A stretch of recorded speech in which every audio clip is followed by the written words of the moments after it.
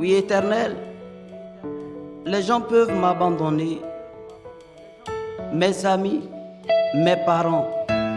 Mais toi, tu es le Dieu fidèle, tu n'abandonnes jamais. Et tu es mon tout. Tu es mon tout, oh, tu es mon tout, oh, tu es mon tout, oh, tu es mon tout, oh, je t'en prie, ne me laisse pas seul. Au nom du Père, du Fils et du Saint-Esprit, Amen. Seigneur, merci infiniment pour ce message que tu nous donnes par ton esprit pour ce jour. Nous l'avons intitulé les soucis des ennemis redoutables à vaincre. De nous-mêmes, Seigneur, nous ne sommes capables de quoi que ce soit, mais nous t'invitons au Saint-Esprit à nous instruire, à nous montrer, à nous révéler les secrets pour vaincre ces ennemis, afin que nous soyons toujours dans la présence de Dieu, heureux, nous soyons dans la joie, nous soyons dans la paix, pour le servir avec amour. Nous t'invitons, Saint-Esprit, à prendre donc le contrôle de nos personnes, le contrôle de ce moment, de nos lèvres, de notre langue, de toute parole qui doit sortir de notre bouche, mais aussi le contrôle des cœurs qui te sont présentés, des oreilles spirituelles qui doivent écouter cette parole. Que chacun soit béni au nom de Jésus-Christ. Quelqu'un dit Amen. Alors, frères et sœurs, nous allons nous appuyer sur Matthieu 6, verset 25. Il faut bien suivre l'enseignement. Alors, le thème d'aujourd'hui, les soucis des ennemis redoutables à vaincre. Vous devez vaincre les soucis. Voilà, l'ennemi aujourd'hui a un nom, les soucis.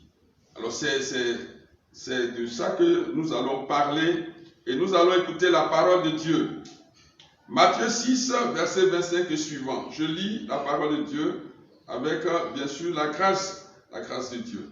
C'est pourquoi je vous dis, je vais remonter un peu au verset 24, avec votre permission. Jésus disait, personne ne peut servir deux maîtres. En effet, ou bien il détestera l'un et il aimera l'autre, ou bien il sera fidèle à l'un et il méprisera l'autre. Vous ne pouvez pas servir à la fois Dieu et l'argent. Voilà. Et puis il dit maintenant au verset 25 qui nous intéresse, c'est pourquoi je vous dis, ne vous faites pas de soucis, vous soulignez soucis, ne vous faites pas de soucis pour votre vie, ni pour votre corps. Ne vous demandez pas qu'est-ce que nous allons manger, avec quoi est-ce que nous allons nous habiller. Oui, votre vie est plus importante que la nourriture et votre corps est plus important que les vêtements. Regardez les oiseaux, ils ne sèment pas, ils ne s'aimer, c'est pas aimer, voilà. Ils ne sèment pas la graine, ils ne sèment pas, ils ne moissonnent pas, ils ne mettent pas de récolte dans les greniers. Et votre Père qui est dans les cieux les nourrit. Vous valez beaucoup plus que les oiseaux. Verset 27. Ce n'est pas en vous faisant du souci que vous pouvez ajouter un seul jour à votre vie. Pourquoi alors vous faire du souci pour les vêtements? Observez les fleurs des champs. Regardez comment elles poussent. Elles ne filent pas et elles ne tissent pas. Pourtant, je vous le dis, même Salomon, avec toute sa richesse, n'a jamais eu de vêtement aussi beau qu'une seule de ses fleurs. Verset 30. L'herbe est aujourd'hui dans les champs et demain on la jettera au feu. Et pourtant, Dieu l'habille de vêtements magnifiques.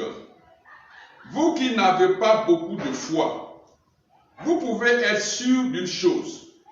Dieu en fera au moins autant pour vous. Verset 31. Ne soyez pas inquiets en vous demandant qu'est-ce que nous allons manger, qu'est-ce que nous allons boire, avec quoi est-ce que nous allons nous habiller.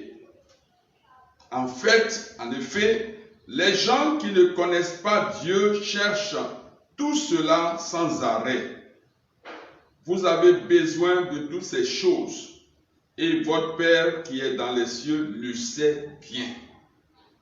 Verset 33. Cherchez d'abord le royaume de Dieu et ce que Dieu demande, il vous donnera tout le reste en plus. Donc, ne vous faites pas de soucis pour demain. Demain se fera du souci pour lui-même. La fatigue d'aujourd'hui suffit pour aujourd'hui. À chaque jour suffit sa peine. Parole du Seigneur. Alors, voici le texte que nous proposons pour notre méditation du jour, pour notre exhortation. En écoutant ce passage, Jésus n'est pas en train de nous inviter à la paresse. Jésus n'est pas en train de nous dire de croiser les bras et Dieu nous enverrait tout ce dont nous avons besoin. Jésus ne nous invite donc pas à cette paresse. C'est pourquoi je veux dire à quelqu'un, s'il y a des opportunités d'affaires pour t'enrichir honnêtement, s'il y a des opportunités pour t'engager dans un travail qui peut te rendre heureux, lance-toi, enrichis-toi, sois prospère comme tu veux, mais soutiens la mission d'évangélisation et soutiens les pauvres. La richesse honnête, engage-toi. Pour ce qui concerne donc notre méditation du jour, vaincre les soucis, soucis comme ennemi. Qu'est-ce qu'on peut entendre par souci? Qu'est-ce qu'on peut entendre par souci? Ce sont nos inquiétudes, nos préoccupations. C'est tout ce qui tourmente, qui nous tourmente, tout ce qui nous accable, tout ce qui vole notre paix, tous ces problèmes que nous avons et que nous emmagasinons dans nos vies, dans nos cœurs, qui nous empêchent de dormir la nuit. C'est tout cela qui se constitue aujourd'hui comme nos ennemis à vaincre, à combattre et à vaincre. Alors, qu'est-ce que ces soucis sont capables de faire? Qu'est-ce que ces soucis sont capables de faire? Regardons déjà l'enseignement de Jésus au niveau de la parabole de la semence. Matthieu 13. Les soucis sont capables de nous rendre improductifs. Les soucis sont capables de nous empêcher d'être, fructueux.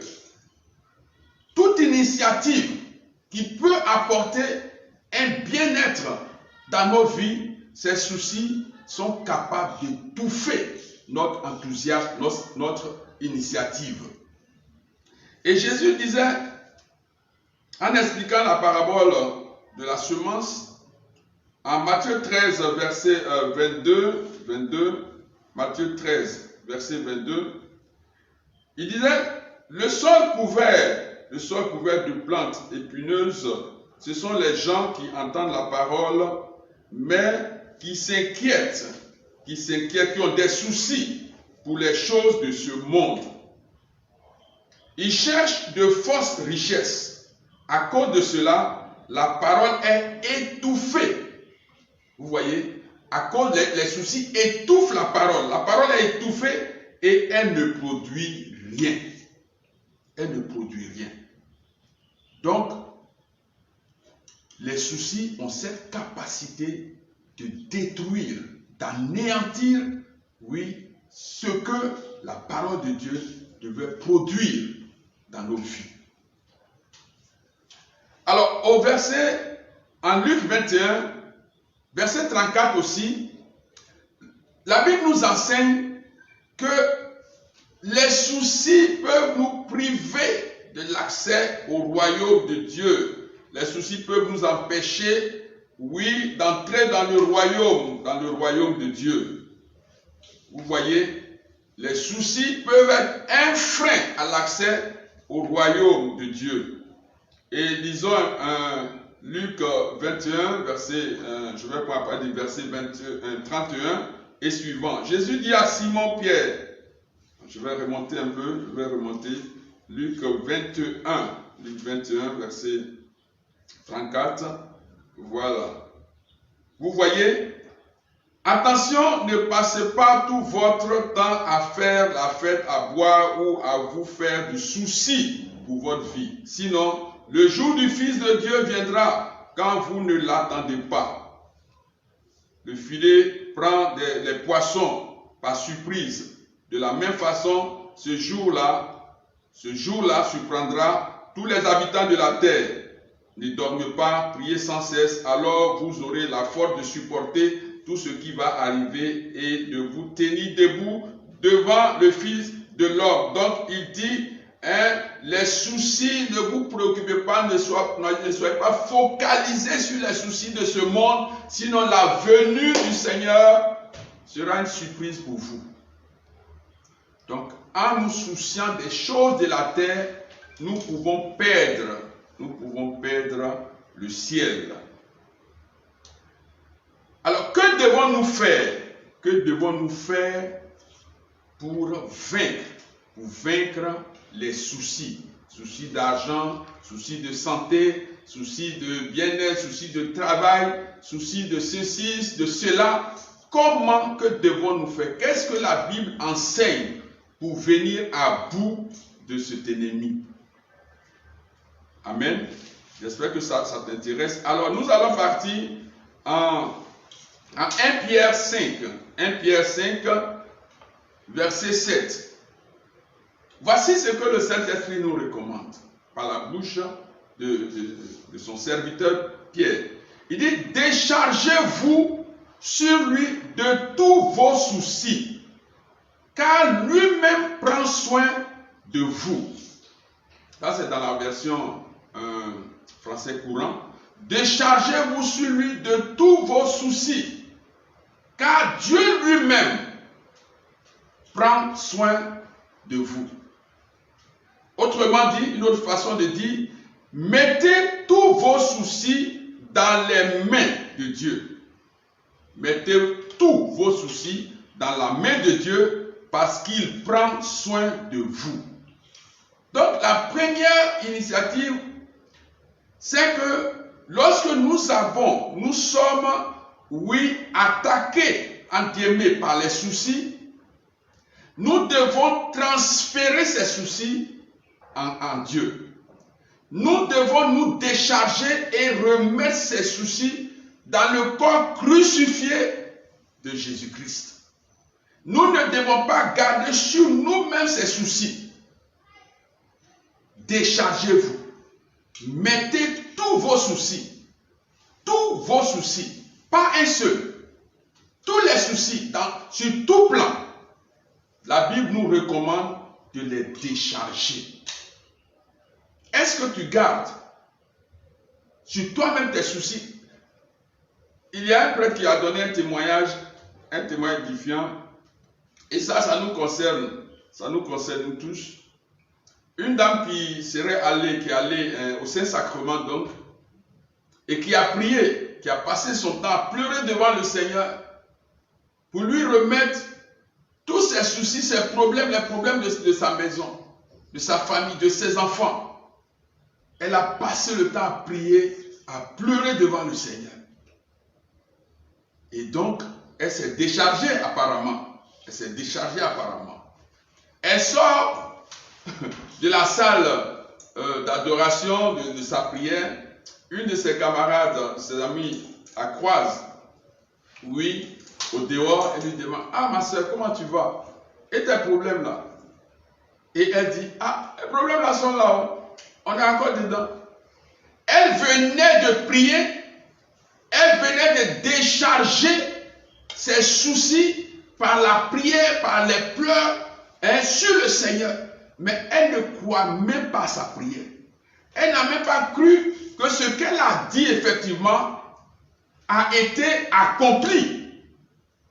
Mais elle croit encore, au sortir de la prière, que les problèmes, les soucis sont encore dans sa vie. Tu dois croire que lorsque tu te décharges d'un problème sur le Christ, qu'effectivement, Dieu a pris sur lui-même cette difficulté, ce problème. Tu dois croire que toutes les fois que tu as mis tes soucis dans la main de Dieu, Dieu l'a récupéré effectivement. Alors, je me suis amusé comme ça à chercher. Que signifie prendre soin de quelqu'un? Prendre soin de quelqu'un. Prendre soin de quelqu'un, c'est se consacrer à cette personne et laisser de côté ses préoccupations propres au profit de l'autre, afin de lui donner ce dont il a besoin. Donc quand la Bible dit que Dieu prend soin de nous, ça veut dire que Dieu récupère, c'est-à-dire il a ses intérêts et il s'occupe de toi pour te donner, pour nous donner ce dont nous avons besoin. Déchargez-vous sur lui de tous vos soucis, car Dieu lui-même prend soin de vous. Dieu prend en charge nos préoccupations. Je pourrais dire à quelqu'un ou bien crier avec toi, Seigneur, augmente notre foi. Ou Seigneur, viens au secours de notre foi. Quand Jésus dit, ne vous inquiétez de rien, ça veut dire, dans la solution que nous sommes en train de voir, toutes les fois que nous sommes tracassés, nous sommes acculés, nous sommes accablés par des problèmes, par des situations qui dépassent notre capacité et que nous avons ce courage de dire à Dieu, Seigneur, je n'en peux plus, je déverse sur toi ces soucis. Il faut croire qu'il a pris sur lui, il a pris sur lui tout ce que tu lui as confié. C'est ce que Ésaïe 53, versets 4 et 5 disent. Les versets 4 et 5. Il a pris sur lui nos maladies, nos infirmités. Est-ce que nous croyons à ça? Est-ce que nous croyons que lorsque nous prions dans ce sens, Dieu effectivement, en la personne de Jésus-Christ, prend tous ces problèmes, ces maladies? Alors ici, je voudrais indiquer quelque chose. Vous voyez, la maladie a un langage. La parole de Dieu aussi parle. La maladie s'exprime par la douleur pour dire qu'elle est encore là. Alors, pour quelqu'un qui est malade, qui souffre, lorsque tu décharges, tu pries pour dire, Seigneur, je décharge sur toi ma maladie, cette maladie qui me traumatise. Le Seigneur, tu dois croire par la foi que le Seigneur a pris la maladie. Mais la douleur va s'exprimer pour dire qu'elle n'est pas, la maladie va s'exprimer par la douleur pour dire qu'elle n'est pas encore partie. La Bible dit que cette maladie est partie puisqu'elle a été transférée en Dieu. La maladie dit non, qu'elle est encore présente et elle manifeste sa puissance. Et toi, tu dois trancher. Jésus pourra dire, il te sera fait selon ta foi. Si tu crois, en écoutant le langage de la maladie par sa douleur, qu'elle est encore présente, qu'elle n'a pas été transférée, il te sera fait selon ta foi. Si tu crois de tout ton cœur qu'effectivement, le souci a été transféré dans le corps, en Dieu, dans les mains de Dieu, il te sera fait selon ta foi. Donc tout dépend de ta foi. Tout dépendra de la manifestation de ta foi. Alors voici. Il y a aussi Philippiens 4. En Philippiens 4, Paul qui nous invite, au verset 6 et 7, il a dit quelque chose d'intéressant. Il dit quoi? Ne soyez inquiets de rien, mais demandez toujours à Dieu ce qu'il vous faut. Et quand vous priez, faites vos demandes avec un cœur reconnaissant. Ainsi, la paix de Dieu, qui dépasse tout ce que nous pouvons comprendre, gardera vos cœurs et vos pensées unies en Christ Jésus. C'est ce que nous sommes en train de dire. Par la prière de demande, nous transférons, nous déchargeons nos besoins, nos soucis, nos préoccupations, nos inquiétudes sur Dieu. Si je prends cette Bible que je remets dans tes mains, est-ce qu'il y a une autre Bible encore dans ma main? Si je remets la Bible que je tiens dans tes mains, qu'est-ce qui reste dans ma main? Rien.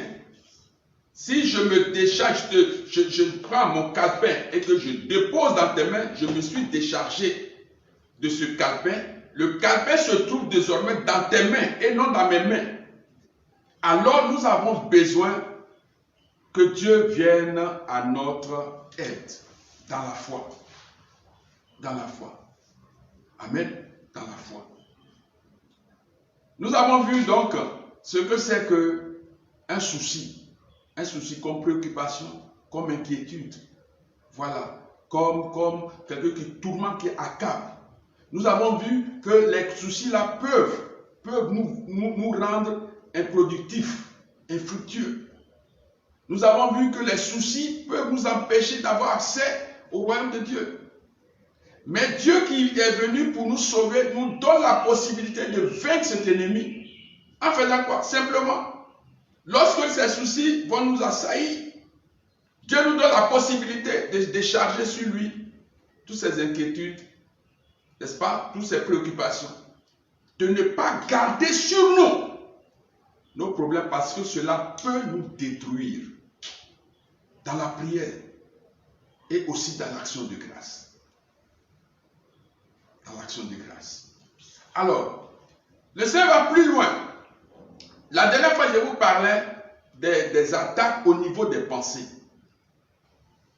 Dieu vient ici nous aider. Regarde, quel type de pensée, tout ça, ça fait partie du combat contre les soucis. Si tu es là, que tu dors, ta nuit, tu te réveilles en sursaut, en train de réfléchir, en train de penser, quel sera demain pour moi, qu'est-ce que mes enfants vont manger, comment je vais trouver les moyens pour scolariser mes enfants, oui, comment ma société va se comporter, ceci, et à cause de ça, tu ne dors pas, à partir de 1h du matin, tu es réveillé et tu passes toute la nuit à pleurer, pas à prier, à pleurer.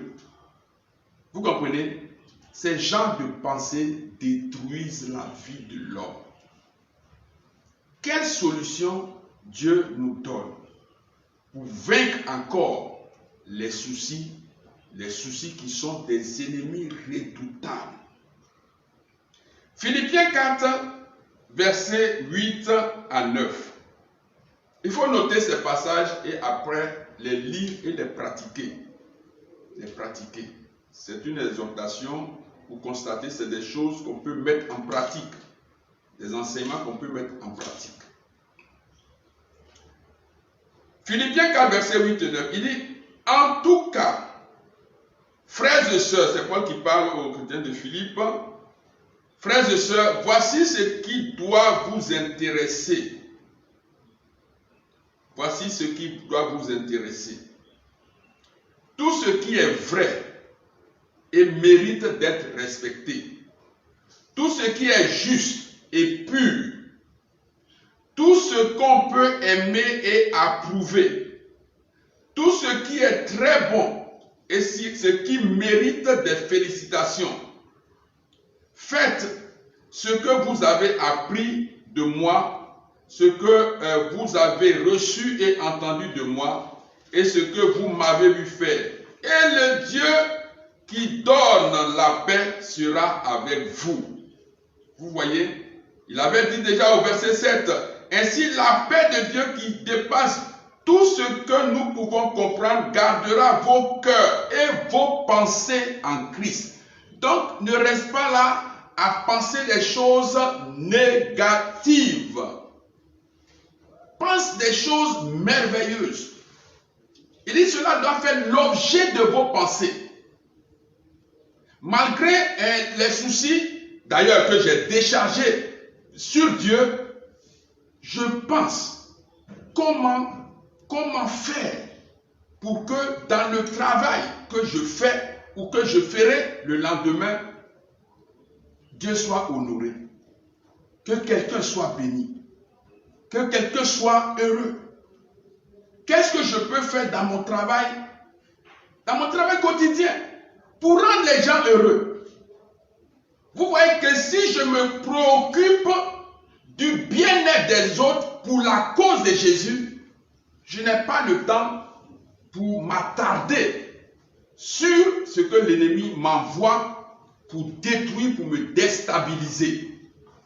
Je rentre dans le plan de Dieu et la Bible dit, le Dieu qui donne la paix sera toujours avec moi.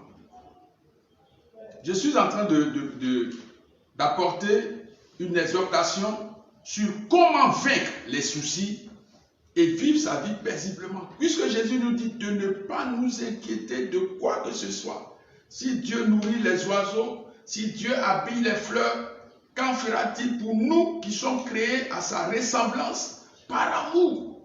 Il en fera plus. Donc nous avons besoin que notre foi soit boostée. Nous avons besoin de l'aide de Jésus. Nous ne sommes pas les premières personnes dans ce sens. La foi a besoin d'être galvanisée. Et Jésus, comme au jour de Simon-Pierre, vous avez vu, disait à Simon, écoute, Satan t'a réclamé pour te cribler comme un froment. Mais j'ai prié pour toi, pour que ta foi ne défaille pas. J'ai prié pour toi. Ça veut dire quoi? Que Jésus continue de prier pour nous, pour que nous ne perdions pas la foi, mais que nous soyons affermis pour continuer de marcher sur les soucis, sur les inquiétudes, sur les préoccupations de ce monde. Comment faire? Comment je peux faire? Regarde, comment je dois faire pour être comme celui-là, pour être riche, à n'importe quel prix. Voilà, comment je dois faire, même s'il faut aller tuer quelqu'un. Voilà, je suis prêt. Ça, c'est des soucis de ce monde. Le Christ ne nous invite pas à cela. Amen.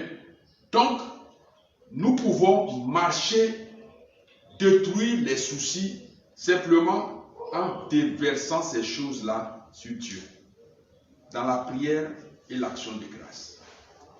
Amen. Maintenant, comment booster, comment attirer les faveurs de Dieu sur soi? Comment attirer les choses, les besoins, oui, sur soi? Comment faire? Qu'est-ce que Jésus nous a enseigné?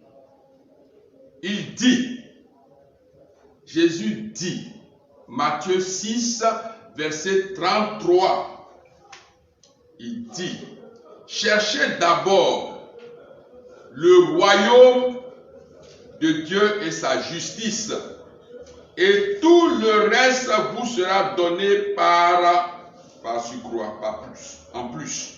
Je vais lire dans la version que nous avons vue tout à l'heure. Il dit, cherchez d'abord le royaume de Dieu et ce que Dieu demande, la vie juste qu'il nous demande de mener.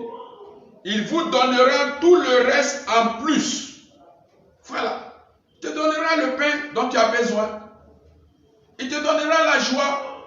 Il te donnera le travail, il te donnera la guérison. Si tu cherches le royaume de Dieu.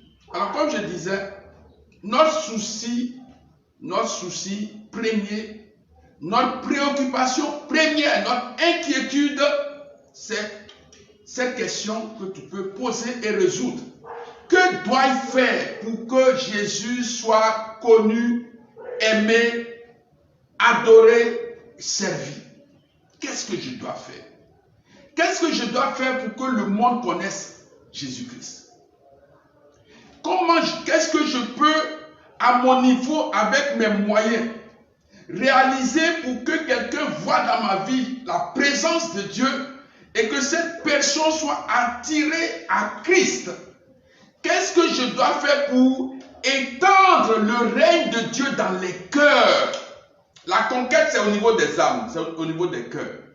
Qu'est-ce que je dois faire avec mes maigres, mes faibles moyens, mais le soutien de Dieu pour que telle personne que je trouvais misérable, méchante, revienne à Christ et non la condamner?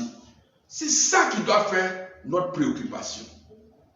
La Bible, Jésus dit, si nous agissons ainsi, ton besoin des choses temporelles sera résolu. Nous avons vu dans notre ministère ici des frères, des sœurs qui cherchaient du travail. Je leur disais comme ça, tu viens, tu te mets ici, tu sers Dieu. Tu sers Dieu. Sans tu te mets au service de Dieu dans la communauté. Je ne te promets rien, mais sers Dieu de tout ton cœur. Ce que tu peux faire pour toucher son cœur dans le travail bien fait. Ils n'ont même pas fait 6 mois ici.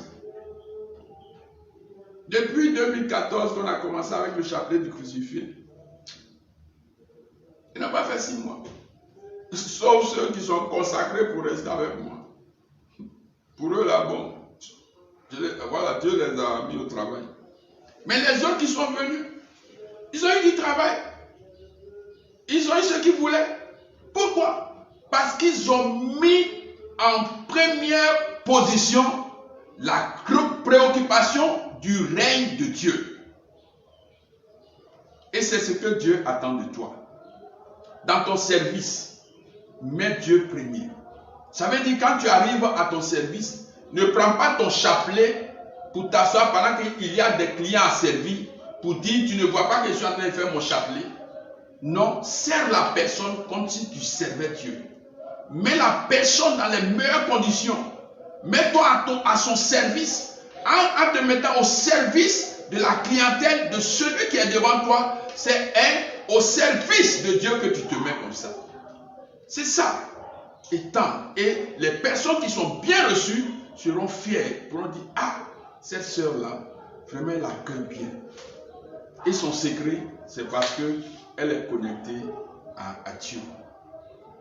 Vous comprenez? Donc, tout ce qui vous travaillez, vos finances sont menacées, vos salaires sont menacés.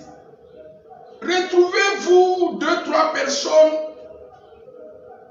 confiez cette situation au Seigneur et puis commencez à faire des choses, à toucher les cœurs des uns des autres pour que le travail, la société même soit sous le contrôle de Dieu. Il y a des chefs d'entreprise qui n'attendent que ça. Aidez les gens à remettre Dieu au devant de toutes leurs actions. Et Dieu vous bénira. Si tu fais ça, quand la société va commencer à marcher, ton salaire sera augmenté.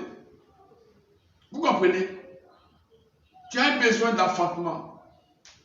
C'est Dieu qui donne l'enfant. Dépose ce besoin dans les mains de Dieu et passe le temps à l'adorer, à le servir, à le célébrer. Passe le temps à aider les autres. Peut-être quelqu'un a enfanté, a mis au monde et n'a pas les moyens, ou bien n'a pas les moyens pour faire le trousseau. Tu peux payer des choses pour leur donner, puisque toi tu attends un enfant.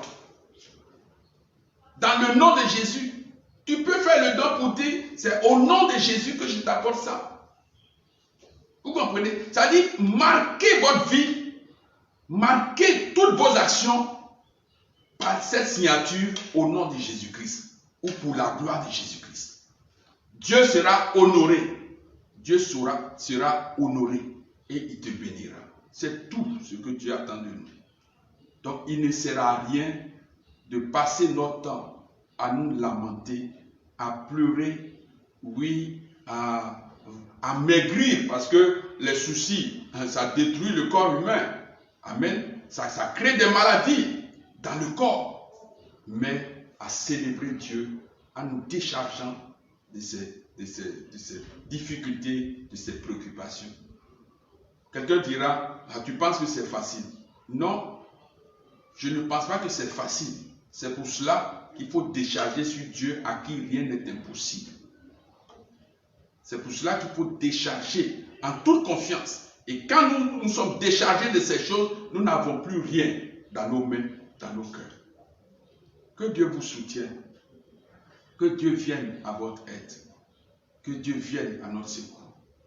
Pour que dans la prière, avec action de grâce, lorsque nous libérons les soucis sur Dieu, nous croyons qu'effectivement, il les a pris. Et en retour, il nous donnera ce dont nous avons besoin. Je le répète, que signifie prendre soin de nous, de quelqu'un, c'est se consacrer à cette personne et laisser de côté ses préoccupations propres au profit de l'autre, pour lui obtenir ce dont il a besoin. C'est ce que Dieu fait exactement pour toi et pour moi. Si tu crois aujourd'hui que la prière que nous allons faire, tu pourras te libérer, te décharger, remettre tous tes besoins, tes préoccupations, tes inquiétudes dans les mains de Dieu et croire effectivement qu'en retour, il te donnera ce dont tu as besoin. Dis Amen 3 fois au nom de Jésus-Christ. Dis Amen 3 fois et nous allons prier le Seigneur. Merci Seigneur Tout-Puissant, Dieu de toute grâce. Merci. Aujourd'hui, tu nous donnes la grâce, la faveur divine, Seigneur. Cette force d'enlever les manteaux de préoccupation, d'enlever, Seigneur, tous les manteaux d'inquiétude, de soucis qui pèsent, qui nous empêchent d'avancer, Seigneur, qui nous tirent vers le bas. Merci aujourd'hui, tu nous donnes la délivrance et tu nous donneras une grande délivrance pour que nous soyons légers de nous envoler comme l'aigle. Léger de nous envoler comme des bénis de Dieu. Merci Seigneur. Gloire à toi Seigneur. Alors, bien-aimé du Seigneur, tu vas te tenir debout si c'est possible là où tu es. Pour moi, à la fin de ce programme, de ce temps d'exhortation, pour ce jour-là, tu as les armes pour marcher sur les soucis, pour neutraliser, voilà, les inquiétudes qui veulent te voler ta paix, ta joie en Christ. Alors, tu vas prier le Seigneur. Vous voyez, nous allons demander pardon à Dieu. On va utiliser trois points de prière aujourd'hui, 3 points. Le premier point, nous allons demander pardon à Dieu pour toutes les fois que nous ne lui avons pas fait confiance devant une situation. Voilà. Nous n'avons pas fait confiance. Nous avons prié. C'est comme si nous n'avons pas prié. Pour notre manque de foi, là où tu es, demandons pardon à Dieu. Seigneur, nous te supplions, nous te demandons pardon. En nous donnant l'exemple, Seigneur Dieu, des oiseaux, en nous donnant l'exemple des herbes, des fleurs. Seigneur, tu nous montres que tu es prêt. Mais nous n'avons pas cette foi. Nous avons buté, Seigneur Dieu, devant les difficultés. Nous avons perdu la foi devant, Seigneur Dieu, les choses, certes atroces qui nous ont attaqués, les maladies, Seigneur Dieu, les épreuves que nous avons rencontrées.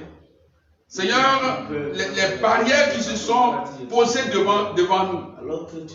Père très saint, nous avons prié et nous n'avons pas vu les résultats et cela a été vraiment douloureux pour nous.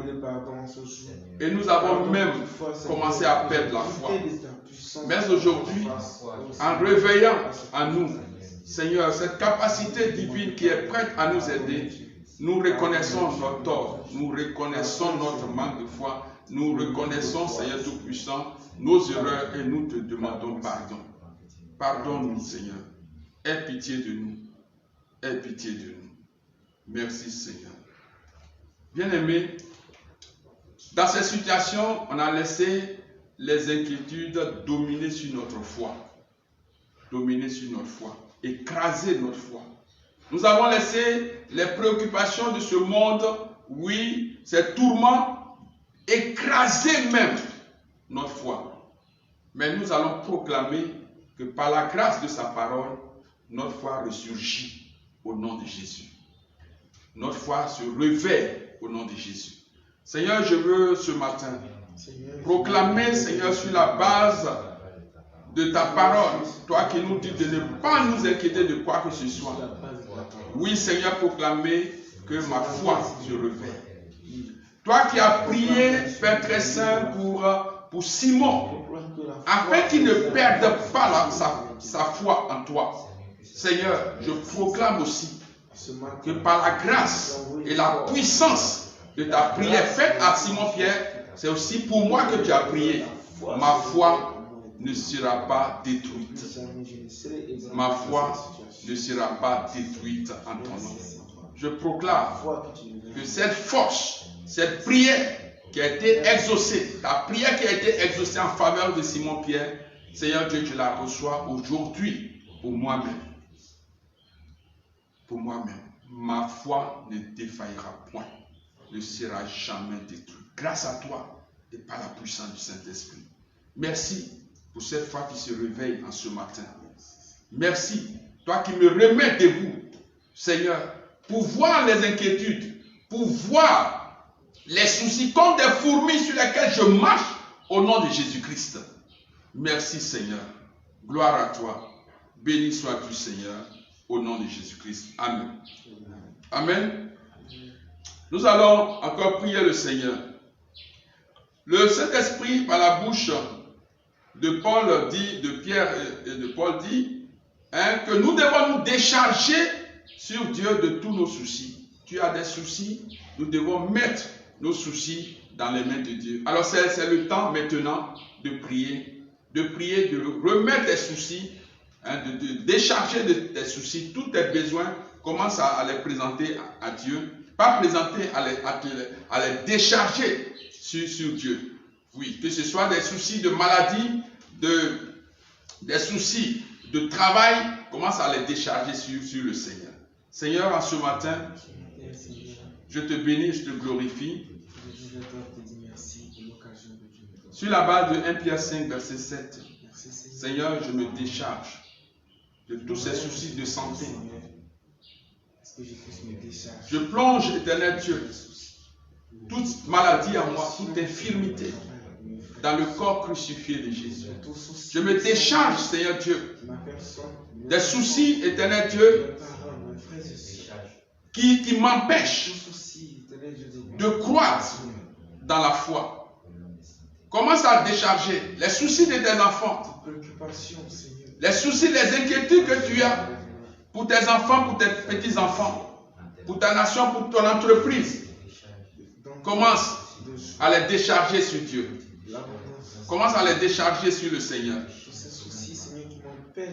Prie le Seigneur. Déverse cela sur Dieu.